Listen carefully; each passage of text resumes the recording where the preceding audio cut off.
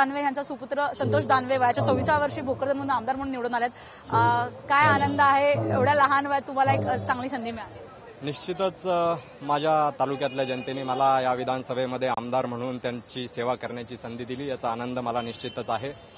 यापेक्षाही जास्तीचा आनंद मला याचा आहे की गेल्या 15 वर्षांपासून महाराष्ट्रामध्ये जे काँग्रेस आणि राष्ट्रवादीचं सरकार होतं आणि ज्या निराशजनक पद्धतीने त्यांनी हा कारभार चालवला आणि जनतेने तो कौल भारतीय जनता पार्टीच्या बाजूने दिला आणि आमची सत्ता आम्ही या राज्यामध्ये स्थापन करणार, याचा जास्तीचा आनंद मला आज माझ्या आमदारकीपेक्षा होतो. आणि भविष्यामध्ये या जनतेच्या पूर्ण अपेक्षा आम्ही पूर्ण करू आणि विश्वासानं त्या ठिकाणी चांगलं स्वच्छ सरकार चालवू असा मी तुम्हाला विश्वास देतो.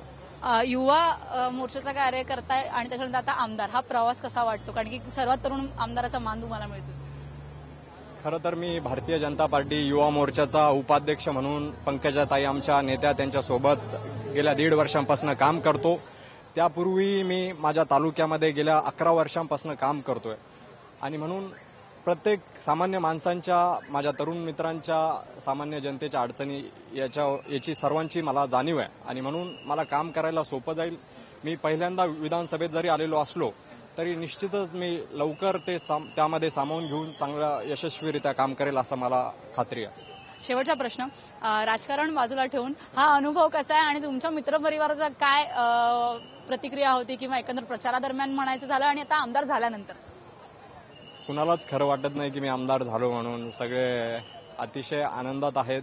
पण मी जरी आमदार असलो तरी कामकाजासाठी आमदार राहील, बाकी मित्रांसाठी मी मित्रच असणार आहे. निश्चितच ज्या पद्धतीने अगोदर त्यांच्यासोबत बिहेव करत होतो त्याच पद्धतीने खेळीमेळीच्या वातावरणामध्ये त्यांच्यासोबत राहील आणि ज्या आनंदाच्या गोष्टी आम्ही मित्र शेअर करतो तशाच पद्धतीने मी एक तरुण आमदार म्हणून काम करेल.